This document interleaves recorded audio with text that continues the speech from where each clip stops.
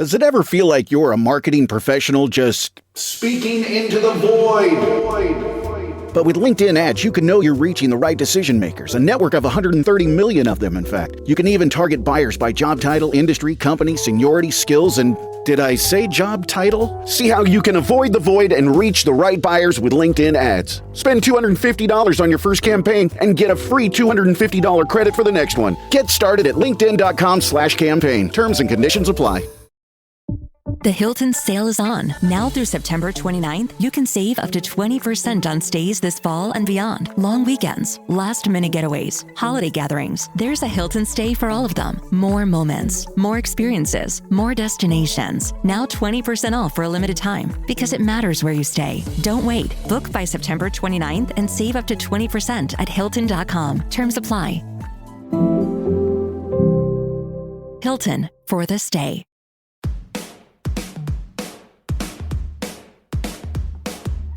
Hello and welcome to The Shift, the podcast that aims to tell the no-holds-barred truth about being a woman post-40. Created and hosted by me, writer and broadcaster Sam Baker. Today's guest is my personal hero, Caryn Franklin. Caryn started her career in the 80s as a fashion editor before moving into TV, where she presented, amongst other things, BBC's The Clothes Show. Always outspoken, Caryn has spent 4 decades being a thorn in the fashion industry's side. She co-founded All Walks Beyond the Catwalk to promote body equality in fashion, chaired Fashion Targets Breast Cancer, is an ambassador for the Eating Disorders Association, and was awarded an MBE for her services to fashion. Now she's written Skewed with Professor Keon West to examine how media bias distorts our views of others. If Skewed is anything, it's giving us all the chance to say, I'm a human being, I'm deeply flawed, just like you. You know, there are some lessons I've learned because of my past experience, or someone showed me something that switched a light on in my head. Caryn joined me by popular demand. She's one of the most frequently requested guests to talk 40 years of fighting for diversity, why the fashion industry is still so bloody bad at catering for older women, and why clothes should be a superpower. She also shared her experience of being a carer to her first daughter's father in her 30s, and how that changed the way she felt about aging, how going grey nearly cost her a job, and how HRT gave her her life back. A lot of people request you, so you've kind of been on my list for quite a long time, and then you... Just very touched to hear that. It's always very humbling to think that. So I hope I don't disappoint. No. Well, it's just nice to know you're not operating in a vacuum, isn't it? That's actually really well put. And that was one of the things that I felt in the really early days when I was working on the Clothes Show, that I was operating in a vacuum. There was no social networking. There was no sense of getting any feedback. Although the program did get letters when, they felt we'd done something. And I did get lesbian love letters, which were much appreciated, very nice. But there wasn't really a sense of being able to connect, except when I went to a shopping mall. And of course, Clothes Show Live. Yes, that was huge, wasn't it? Yes. So there was connectivity, but there wasn't the sort of politicized conversations that I would have liked to have been able to be having. And also the things that I wanted to bring to the screen, but couldn't. I just feel like you take my teeth out, you're getting rid of my bite. I'm just a piece of decorative set dressing, because I'd like to be talking about this. And specifically the feature that I did kind of make a point of wanting to push through, which was very early on about the, model health and eating disorders, and the fact that the fashion industry was promoting this unachievable body ideal to viewers who were in their millions on our program.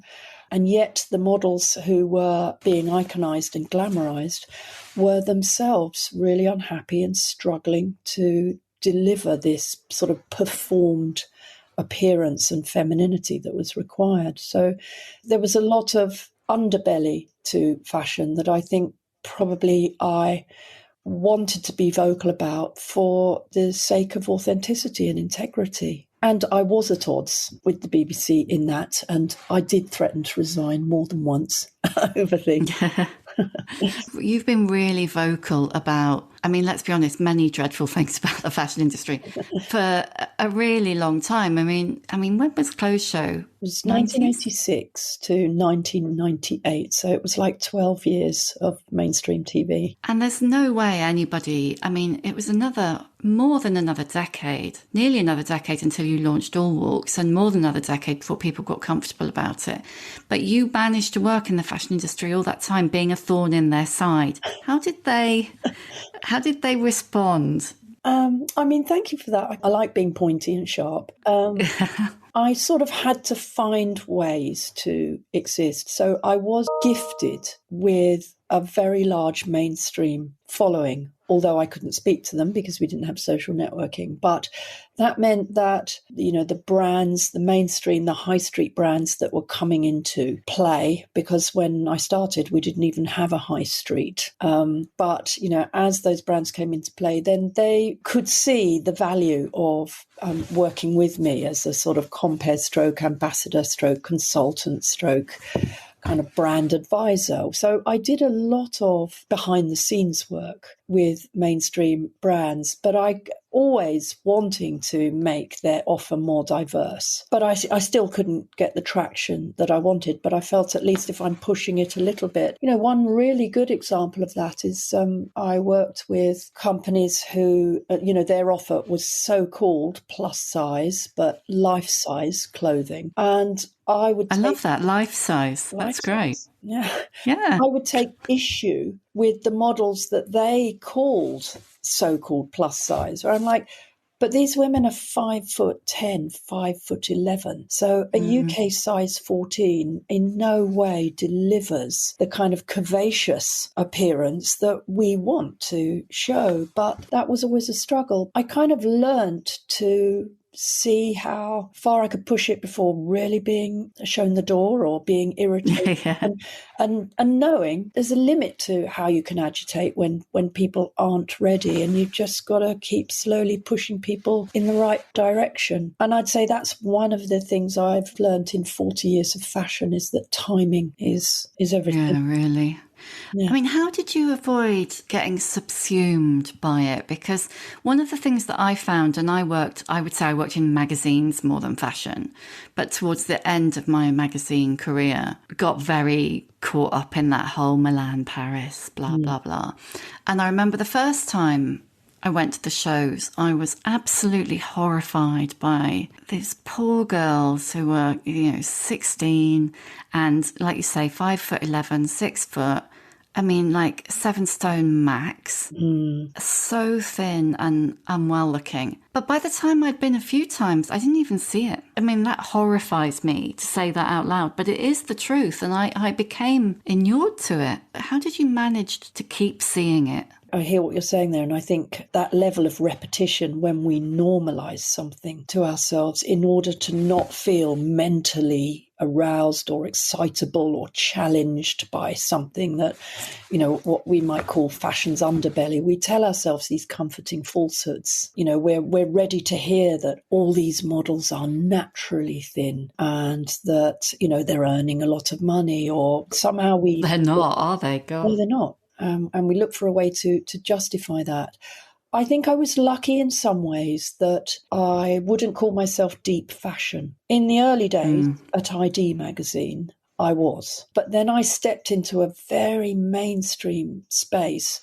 And so I kept getting all these reality checks from viewers who wanted to talk about, they started to see Catwalk, they wanted to know all about it, but they also wanted, it was a big subject, why models were so thin. And they wanted some kind of guidance as to, is this what the fashion industry is saying we should look like? And of course I would kind of translate it for them. And, effectively I would say to them that the fashion industry is showing us the clothes on a clothes horse. They do not want the human body and its personality to make any impact on their art, and they've forgotten that they are service providers in the clothing industry. So I'm not endorsing it, and I'm kind of encouraging you to because where I'd come from, which was ID, it was all about street style, it was all about self-styling. So I would sort of move it into that space. How do you want to show your authenticity and who you are by what you're choosing? So I think I've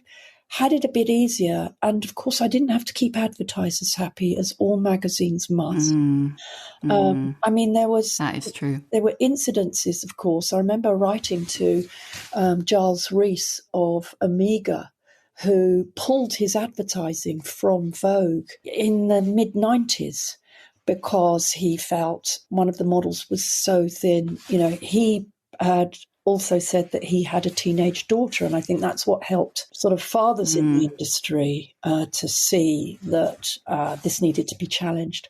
But ultimately, he was overridden by his HQ that he didn't have the authority to say, I'm not endorsing what Vogue is endorsing, and all the advertising was returned. I did used to think, where are the mothers in fashion? And obviously I became a mother in my mid-30s, so in the early 90s, and that's when it made, for me, suddenly a much bigger impact. And I think that can happen to all of us. You kind of have to have some skin in the game to be able to start understanding true impact, or something has to happen to you. So I always kind of understand why people aren't always thinking about it or think it's a thing. But then once I've stood in front of them and said why it's a thing, then I'm also like disappointed if they're like, oh, whatevs. Yeah, just still ignoring. It's interesting that you mentioned that, because I was talking to someone on social media this morning, as you do, about Gwyneth Paltrow.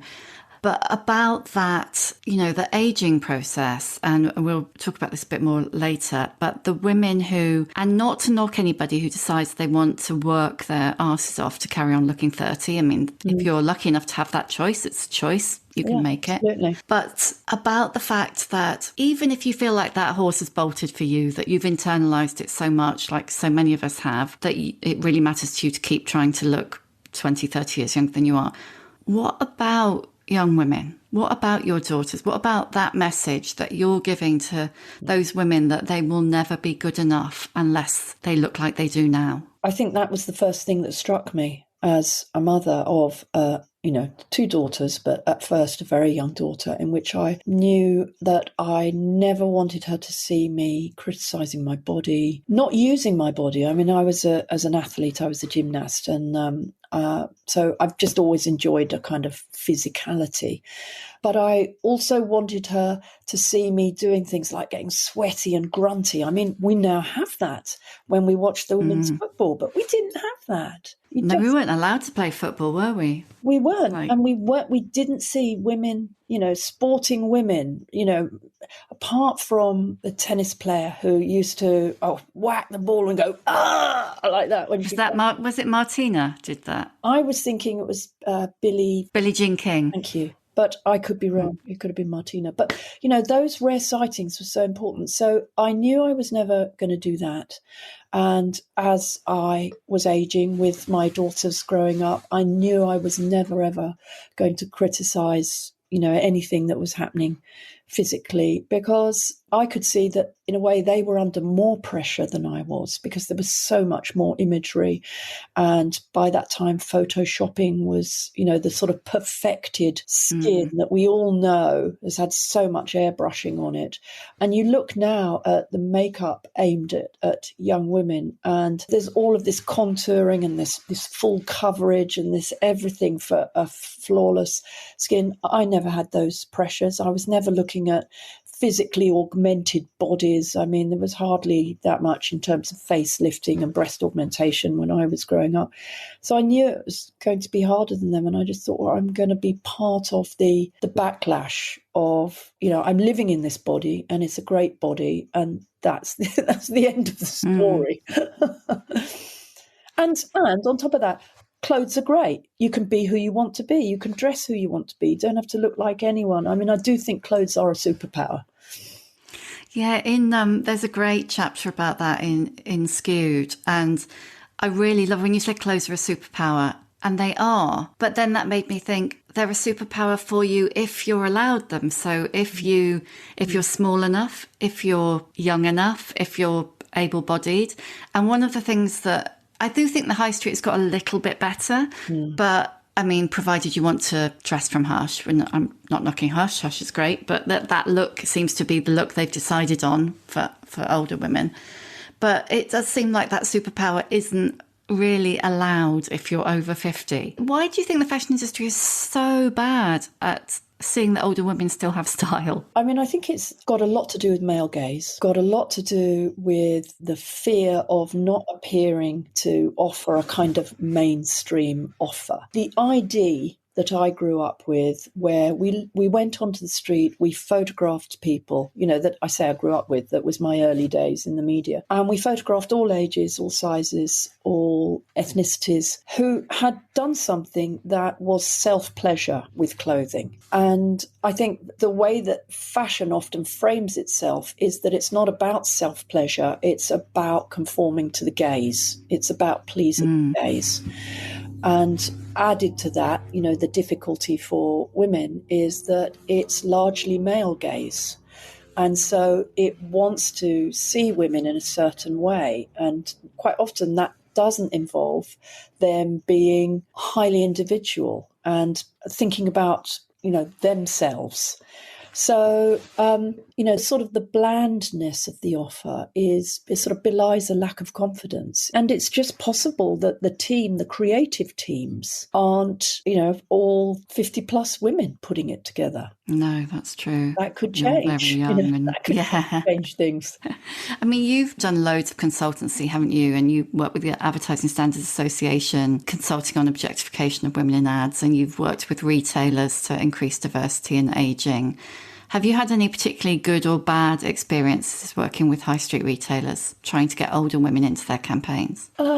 I mean, one tends to remember the things where it was a struggle. And yes, I've had some lovely experiences, and I've worked with some, across the board, men and women, open-hearted, compassionate men. They are out there, and I've worked with them too. But the bias that is in the system that a lot of leaders don't know they're holding, which actually is, because it's normalised, it is also internalised by the women in the system.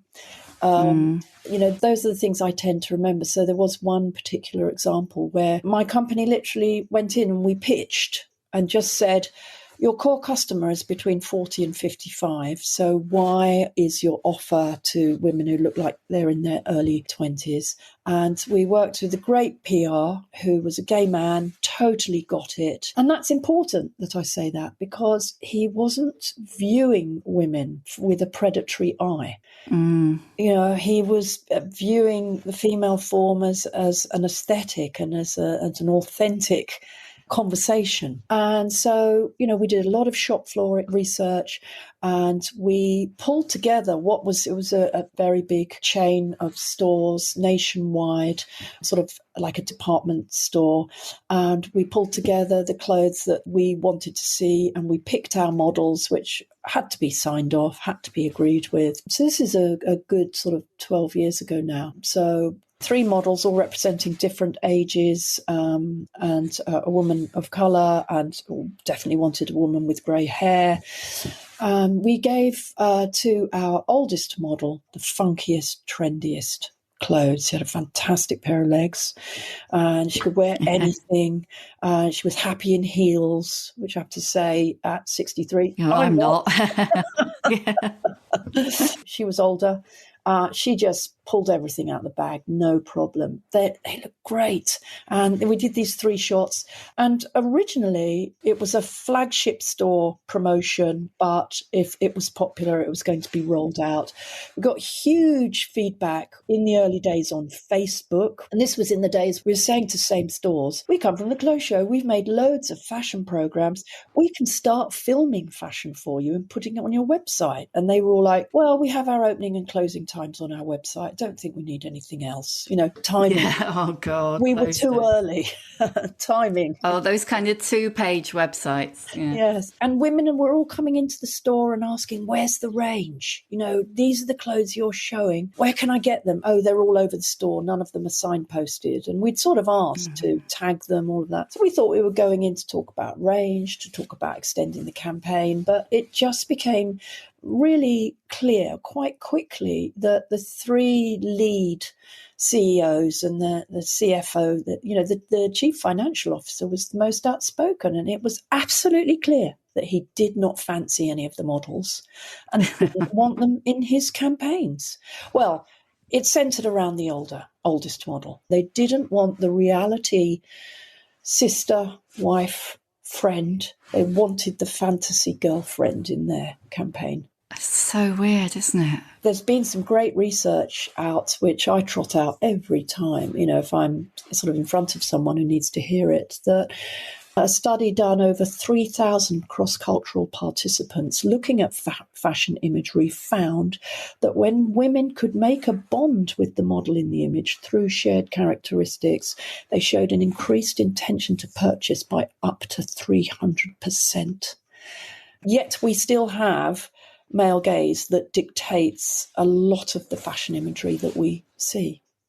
And money is meant to talk, isn't it? And yet it doesn't in that case. We're so youth obsessed. It's one thing to do the pictures, but is the product designed and adjusted? And that's what we were hearing on the shop floor, was they were saying, take this dress. We could have sold 10 times this much if the hem length had been longer, or it hadn't had such a low cut around the throat, or it had longer sleeves. It's like, it's not rocket science. Are your designers, do they know how to design for the variables of a woman's body and her aging process? Are you interested in the older she gets? And certainly, again, studies show women over 40 have 4 times as much to spend as women in their 20s on one garment. Are you interested in this? But it takes time to get the offer right. And I think fashion is just like running around like a headless chicken sometimes. If the thing doesn't work immediately, then they don't stay with it. Yeah, totally. Is anyone in your view doing it particularly well? Are there any retailers, high street or otherwise, who you would turn to? So I have to say, full disclosure here, I jumped on board with the Extinction Rebellion, Nothing New for 52, that was 52 weeks, about 4 years ago. And I have hardly visited a high street store or looked at one since. My own interests in image and identity moved, and I would always prioritise any sustainable range. And of course, if you were going to force me, I would say the early days of COS were the best, but I still like what they do. This is I'm wearing a very old COS shirt that I've had for about 6 years, and I'm still wearing it. I don't need to keep on renewing. As long as I can remember, you've always had a very evolved approach to aging. I feel like you were one of the first people writing about being older. You started going grey very young, went grey at 50. How did you get to be so evolved, Caryn? Well, we all get given opportunities in life to learn things that can influence us. And at a young age, relatively young age, I sort of met and fell in love with my first daughter's father. But within 5 months, he was diagnosed with a very debilitating degenerative illness. And not everybody suffers in the way that he did from multiple sclerosis. For a lot of people, it can be a very, very slow trajectory. His was rapid decline. And so I was with him, and, just to sort of kind of frame it, we barely knew each other really to undergo something like that. And, the highly stressful for him. So he wasn't able to be his best self. He was very, very fearful of what was happening. So the relationship itself was really in tatters very, very early on. But I had somehow in my mind decided that I needed to accompany him on the journey, partly because he had no family and his mother was in another country. And so I just watched what happens when a body stops working, and I could make that comparison with my own body every day. And he got to a stage sort of 4 years into it. When I was pregnant, I was caring for him at the same time. And I was on the TV at the same time. And it became very difficult. I couldn't do everything. And so he needed 24-hour care shortly after that. But then he lived for another 22 years, sort of almost physically flatlined. Couldn't speak, see, couldn't eat. We wouldn't have that happen to our pets. No. So, yes, I just had this long time reminder of what an amazing thing the body is. And yes, sometimes it will need help, but it's doing its best. That's incredible, isn't it? Because I think, you must feel like when you hear people moaning about getting old, you must want to punch them. I just think I wish you could have the insight that I had. I don't wish it on you for that many years because I had it fairly early on. I mean, I just thought, oh my God, this is what happens when a body goes wrong. And there is no help. There's a lot of illnesses that people can't recover from. What I suppose I challenge the most is when I hear that from women, and it's in such a way that they're being so unkind to themselves, kind of slightly humorous, self-deprecating, we all do that sometimes, don't we? But when women genuinely believe that they are unworthy somehow because their physicality doesn't measure up to what the media has shown them, I do my best diplomatic go into battle with them because it's just such a wasted life if you're not living in your body and feeling empowered by your body. Especially as we can, bring it neatly to as you get older, when you have, you see your parents. I'm seeing my elderly parents now going into a fairly, rapid decline. We all know what's ahead. So why not just enjoy everything functioning and working? I'm probably a bit evangelical about that. I got a gift of insight.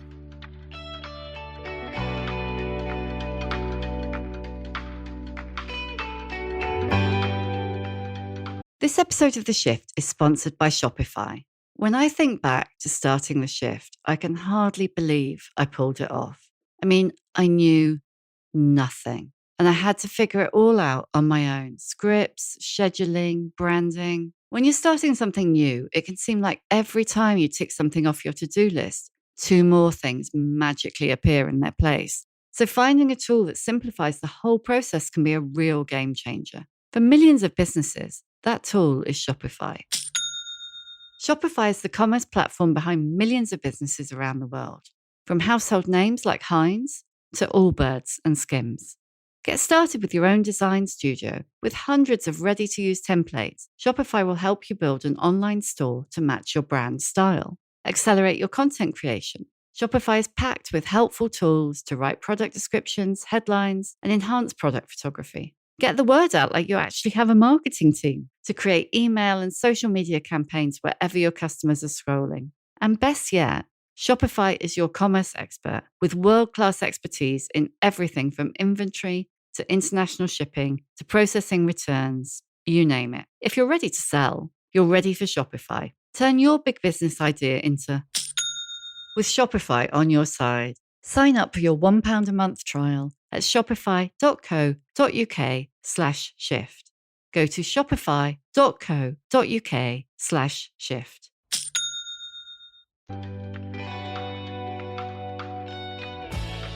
Prior to that, had you internalized all that body image stuff that so many of us have? I mean, I certainly have. I feel like I've spent my entire life on a diet.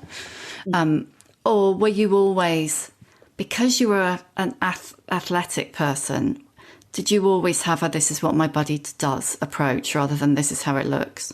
It's a good question. And I know as soon as you asked it, I had a dual approach because, of course, for me, it was all about performance. What could I get out of my body? And, really pleased with the way that my muscular strength was developing and understood how to maintain that, wanted to maintain it and understood enough about nutrition to want to eat properly. Not that I didn't love chocolate and, later alcohol, all of those things. But, but I also grew up, with the understanding that there was a performance to femininity that had to be framed by the kind of crucial understanding of what was ladylike. and what was therefore not ladylike and not applicable.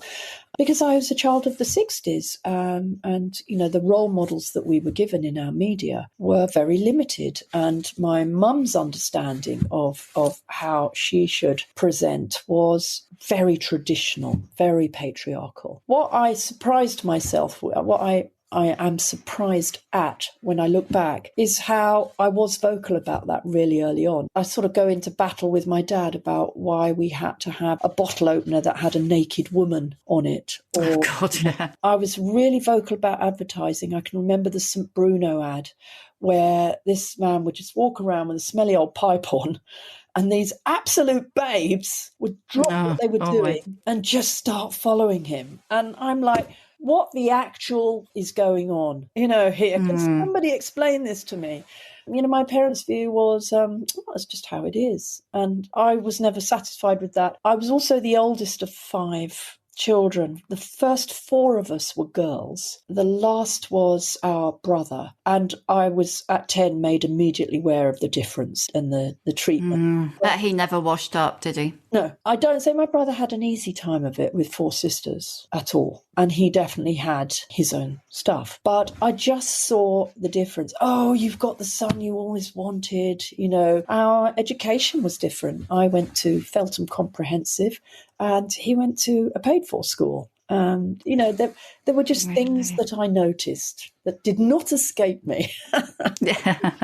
And even in school, my father was a civil engineer builder. I was very, very good at drawing and technical drawing. And I was top of the class. I mean, it was just a breeze. But I was prevented at school from continuing, and I had to do home economics. So it was just always there. And yes, I could have gone down the route of thinking my body doesn't look like that model's body. It was definitely in the ether and all around me. Somehow I didn't. I wish there was like a magic potion bottle it.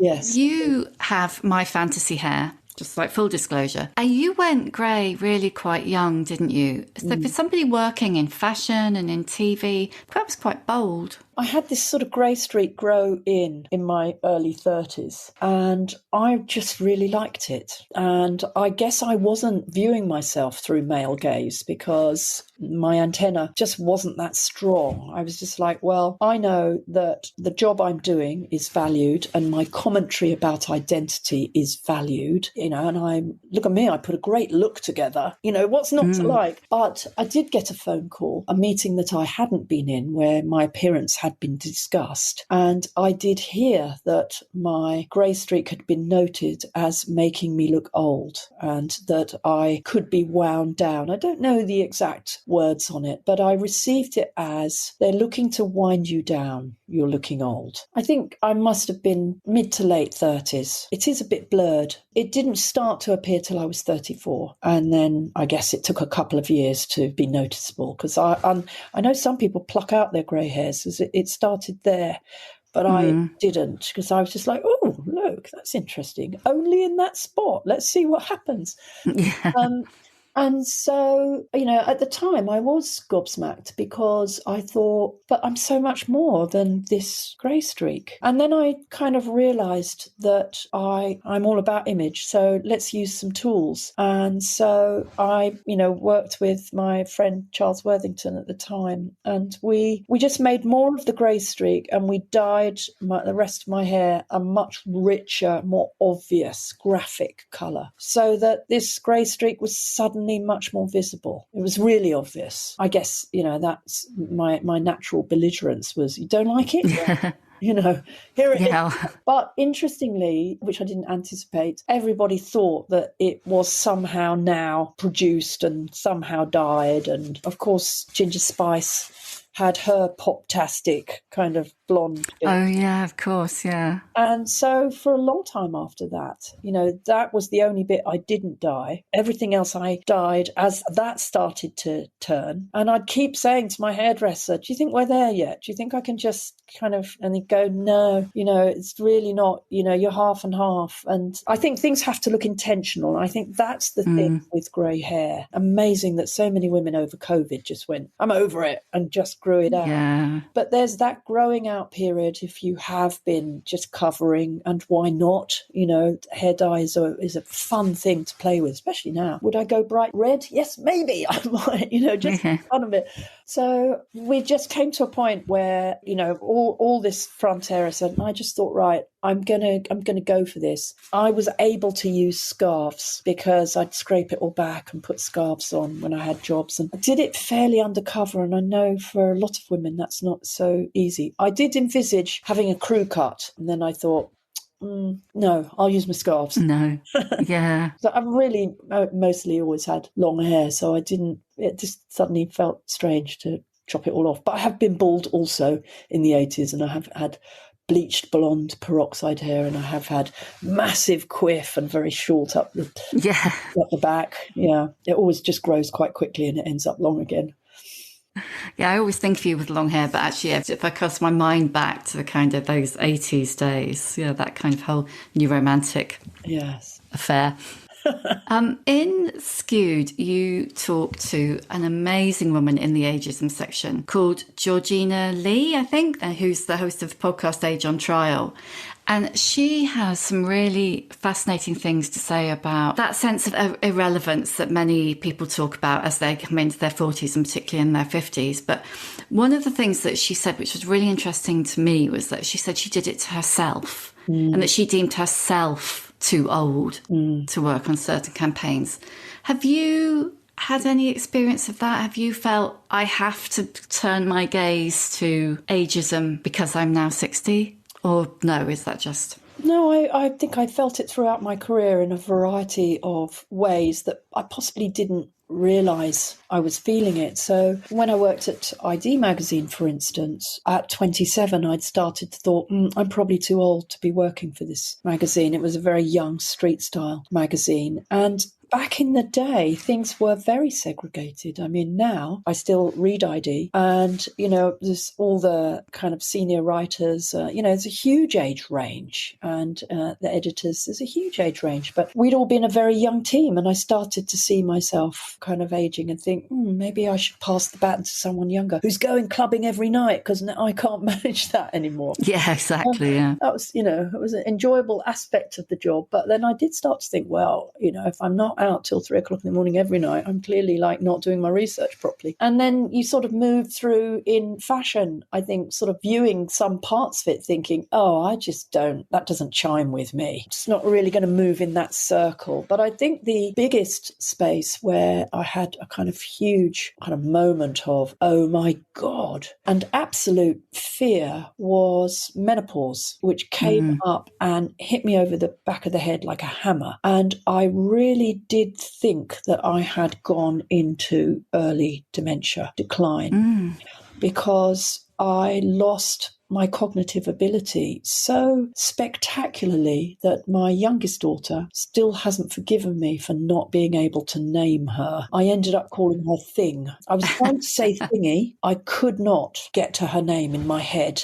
Things were in my head and I couldn't get them. And I felt very much like if somebody asked me a question now about some historical aspect of fashion, I couldn't tell them. I would want to talk about something and, at work or in a work situation and realised I didn't have the end of my sentence. I started it, but I didn't have the end of it. And so very quickly I shut my own world down. Very quickly, I couldn't just cancel jobs, but I started scripting myself. I still do. I'm a big list maker and I write things down, but I had to do that to kind of get myself through professional engagements. And I was very, very fearful. And I felt a loss of myself where I thought I would be more resilient and more resourceful. And I felt like I was falling. And I was just very lucky to be able to share it with Ian, my monogamous love spa husband partner. I kept saying stupid things like, I can't talk to you, I haven't got my words. I can't answer that because I'm not me. I don't know the answer to any of that. I spent a lot of time saying, I don't know. And then came help in the form for me. And I acknowledge, that I was lucky to have the funds to spend on a doctor who dealt with bioidentical hormones because a friend had also gone through it. And I walked into into Dr. Lynette Young's sort of room and I started to tell her, and she said, oh God, she said, you and every other woman, she said, I have lawyers in and out here saying, I've got to argue a case. I've done all this research. I know these studies, but I now can't find them in the back of my head. So we started, straight away I started to take sort of remedies, as it were, bioidentical hormones. And, for anyone listening in, you do work on a sort of a slightly bespoke, because, progesterone and estrogen start to withdraw, and sometimes it can feel like a massive kind of cold turkey withdrawal, which is what you're thinking, who am I and where's all my knowledge gone? But sometimes they withdraw at different rates, so you can be estrogen dominant, progesterone dominant. So it took a while to get things right. But very quickly, I did get my words back, and very quickly my confidence returned. But that's what I wrote about in Refinery 29, because I'd never heard that could happen. I didn't get hot flushes. I didn't have menstrual pain and problems, and nothing worth reporting happened to my physical body. But my brain just detonated. I mean, so many people I've spoken to have just said that the mental health side effects, I just didn't know. I mean, I know people who've been to their doctors and said, I think I've got early onset Alzheimer's, for sure. I mean, how old were you when this was happening? I was early 50s, and I did go to my doctor first. And I'd sort of scripted myself about what I wanted to say, because I thought, I don't want to waste your time. I'm a journalist. Let me just say what needs to be said here rather than umming and ahhing. And these were her words. Well, you sound all right to me. It's like, that was it. Oh, I just want to smack my head on the table.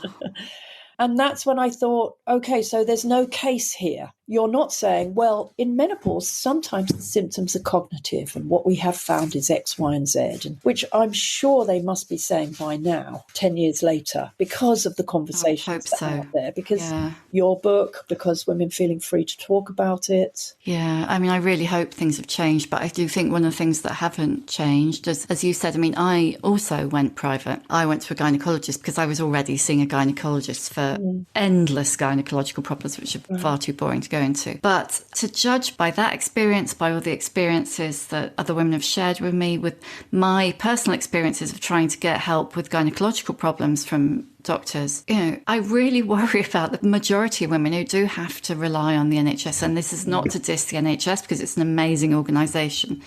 But it's still a problem. And that particular thing, there's no test for menopause. So that now a thing that happens a lot is that women say to me, well, I went to the GP and said, I think I'm perimenopausal. And they would say, either take this blood test and it will, so I'm getting two things, either take this blood test and it says you aren't, so go away, or there are no tests, so go away. So it's still, I think it's getting better, but it's still a privileged situation where, if you can afford to, you can get help. And if you can't, then it's postcode lottery. Yeah. And I know there are incredibly sympathetic female practitioners, and possibly because the knowledge is greater and women are more vocal, and the bias of, we've just got to put up with this is now diminished, that I think they feel more empowered to investigate and bring this along. I certainly see that from some of the things that I'm reading. And the fact that we are all having these conversations and helping each other along means that we go into the doctors better armed, like, no, I deserve this. Don't tell me to go away. And have you spoken to your daughters about menopause? Because young women are so much more vocal, aren't they, about periods and all that stuff? I have indeed. I agree with you. That's one of the joys, is young women are talking to each other and bringing each other up. So it was almost like, oh, okay, Mum, yeah, that's interesting. Yeah, we know about all of that. But, I was saying, look, you need to watch out for this, and it's not just that. And also a point that I made in the piece, which I make to them, is as women, we just take on more and more jobs, more nurturing, more sort of organisational jobs, more people connectivity. And all of that's outside of the jobs we need to do to earn money. And so what they also saw, because 10 years ago they were both at home, with me saying, actually, I'm not going to do that anymore. So if it doesn't get done, everyone in this house is capable of doing it. And I did start to say, not because my brain wasn't helping me, I did start to say, I don't know. Like, darling, where's my wallet? Mum, where's my so-and-so? And I'd go, oh, now, where is it? I think it's in the, maybe it's, and I'd go into go and find it, those kind of things. And I just started going, I don't know. Like, I haven't got time for this shit.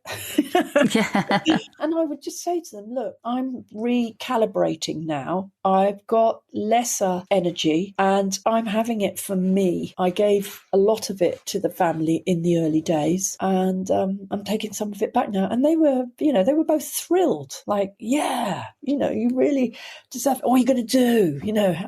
What are your plans? And so, and I do feel the things that they're reading now and learning, they bring in. And I'm like, oh, that looks like a good book. My oldest daughter bought in a book called The Mother Wound. And she said, honestly, Mum, no offence, nothing to do with you. She said, it's just, there's so much in this. I bet you'd resonate with your mum. Because I've often said to them, listen, I am much more liberal with you guys than my mother was with me. We never talked about it. We never did that. So, I love all that sort of, each generation wants it to be improved, don't we? I mean, I think that's the one thing where most of us, that's a commonality we all share. We just want it to be better for the next generation, even if we don't have kids. Young people are adorable. Why wouldn't we want it to be better for them? And there's a lot that they have to take on. I've learned so much on Instagram from people half my age, talking about their authenticity, who they are, what their lives really involve. It's not in my circle. I wouldn't have learned that. It's a brilliant thing, Instagram, if you've curated your feed and you're following people who can enrich your understanding. And it helped me write the book as well. Yeah, I mean, there's so much. I mean, all of that work that you were doing through the 90s and noughties, and, you probably would be too modest to say this, but I definitely feel that a lot of the progress that's been made in fashion would not have been made if you hadn't started All Walks and started slowly forcing people to face up to it. But the way that young people have picked it up and just run with it is amazing. Absolutely. And that's the joy, isn't it, of seeing progress. And there's a lot of this conversation about it now. There's sort of lean in, the kind of challenge, the active bystander, conversations that we're all having. When you don't say something about something, then you normalize it with your silence. And when you do, however perhaps small that intervention might be, just to say, sorry, is anybody else feeling that was a bit strange? Or is anybody else feeling that isn't right? Rather, we don't have to have the answer for it. Then you have kind of put some punctuation into a space that isn't just a pattern for bias. And that's what I was doing as a singleton, as it were, where and when I could. But I think All Walks Beyond the Catwalk was a concerted group effort of other like-minded women for us to go, this is what we're thinking. Is anybody else thinking this?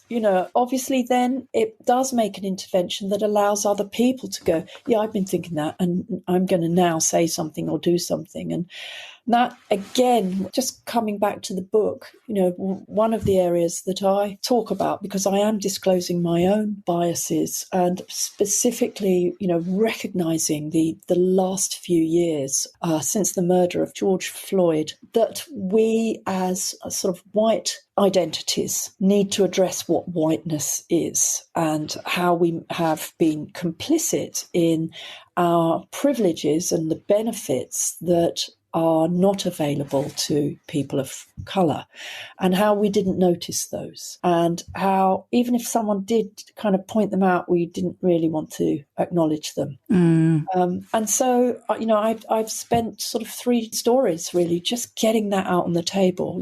I talk about my racism, but I also talk about my whiteness, because I just like to normalise having a difficult conversation. Your studies show, most of us who are white would prefer to be colourblind, would prefer to our children by saying, well, I don't see a difference. We're all the same. And that's the worst thing we can do, especially for a young mind. But it's a comforting falsehood that means we can kind of make it go away. And we probably do that with loads of things because we don't want to stop and just make the brain stop and go, actually, is that what I really think? And so we live in a world that is asking us to make, many, many judgments, one on top of the other throughout the day. And the brain doesn't like to just stop and think because there's a lot of cognitive loading that goes on there and it's not a comfortable feeling. The brain likes cognitive ease. And so if Skewed is anything, it's giving us all the chance to say, I'm a human being, I'm deeply flawed, just like you. There are some lessons I've learned because of my past experience or someone showed me something that switched a light on in my head. But there are lots of other things I could think about. And if I'm interested in other people, I could think about that. And I just have to say, for me, I'm always interested in other people. So that's what motivates me, really. And I hope it motivates other listeners too. People are fascinating.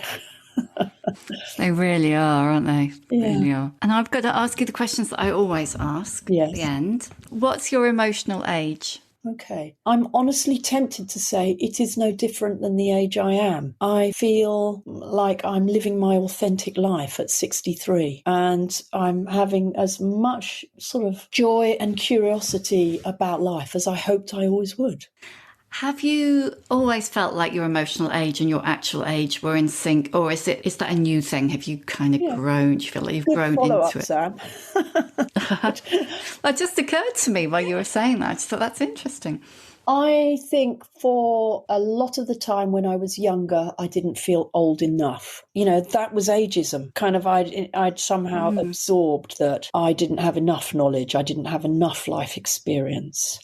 So I did do a lot of therapy, best money I ever spent apart from my dentistry. Where I had my... yeah, you have good teeth. I always like to be honest about it. I bought these. I'm tempted, I have to say. And I think as I started to feel that I was really engaging with the things I was learning, so that would be in my mid-30s, I started to feel old enough. And I think the 30s are a good age for women anyway, because you can stop feeling somehow that you are having to satisfy other authorities. You become your own authority more easily in your mid-30s. So I think, in my mid-30s was probably when I sort of climbed into my own body and, took up I was going to say joystick, but I'm going to say driving steering wheel. Yeah. Give us a book recommendation. It can be something that's influenced you for a long time, or it can just be something great you read this week. I'll go with something great I have most recently read, which is A Working Class Family Ages Badly by Juno Roche. I got a copy when I was writing my own book and struggling and knew I should not be reading anybody else's stuff, but I couldn't put it down. Juno is a trans woman. She talks about themes that are common to all of us. The recognition of time. She's so honest. And again, when I was writing, I was like, oh my God, I'm exposing quite a lot of myself. Do I want to do that? There's that thing you have where you think, I want to be honest. No, I don't want to tell you that. Yeah, exactly. And Juno must have had that right the way through the book. I salute her bravery. Oh, I'm going to investigate that. That sounds brilliant. Yeah, very, very good. What advice would you give younger women? Go with your gut feeling. It will save your life. That's what it's there for. Stop overriding it. Stop thinking, well, I've been given all these other messages, possibly by the media, by authority, by my family upbringing, and shouldn't I consider those? The gut, those sort of cognitive sensations that mean we get these really powerful feelings about what's right for us. They are who we are. They're authentic. There's nothing wrong with going, right, this is what I feel compelled to do. Let me just look at where I might be taking a risk, or let me just look at not rushing into that. Do not override it. And I think I know sort of in the early days that I always felt, yeah, but that's just me thinking this. Maybe oh, I should take on board these other opinions and get some advice. And, for me now, if I have a gut feeling, and I have had quite a lot of gut feelings that has, made me bring about changes, they're responding to things that are happening in front of me. My parents, for instance, I know they're going to need a lot more time from me and I want to be there for them. So I have made quite considerable changes to the way, sort of my kind of week as it now looks. And there are plenty of things like that where I just go, no, suddenly that's not right anymore. I'm not doing that. So it's never too early to start doing that. Who is your old bird role model? Now, I did Landscape Artist of the Year recently, and I could not believe it that I was about to meet its presenter, Joan Bakewell. Oh, yes, Joan Bakewell. So I was able to say to her, you just meant such a huge amount to me growing up in the 60s and seeing, a young woman, seeing someone who was hosting intellectual programs. You weren't doing a cookery show. Mm-hmm. So it was really lovely to be able to say that to her. I really meant it. What's your superpower? I'm presenting it as a superpower here, but when I'm on stage and it kicks in, it's not a superpower, which is I am an empath because I'm so overwhelmed by somebody else's emotions. But ultimately, I think if everybody was so attuned, we might have a kinder world. But so much so that I say to people, please do not ask me to speak at funerals, weddings, retirement parties, because I will just choke up. I won't say anything sensible. I'll write myself a nice speech, but I won't get through it. Lastly, how many fucks do you give? When I'm feeling really bolshy and, it's a great day and I'm looking the business, if for some reason I come into some kind of conflict, I could say to you nearly 0. But I do always think about stuff if it sort of comes up. And obviously, sometimes you have more reflective periods than others. You have more days where you think, why do I feel quite vulnerable today? What is it? What do I need to do? Maybe I just need some nature. Maybe I need this. Maybe I always take myself out for a walk in those situations. But I admire people who look like they never give any. But I don't think that's possible for me. No. That is great, Caryn. Thank you for giving me so much time. It's been lovely to talk to you. I really enjoyed it. Thanks for your questions. I can say with authority that of the podcasts I've done to promote the book, yours is way and ahead my favourite. Oh, thank you. It's nice to hear. Thank you for listening. You can hear a new episode of The Shift each Tuesday, wherever you get your podcasts. If you like what you hear, please do rate, review and follow, because it really does help other people find us. And if you'd like to support The Shift further, please consider becoming a member of our community. Find out more at steady.media/The Shift.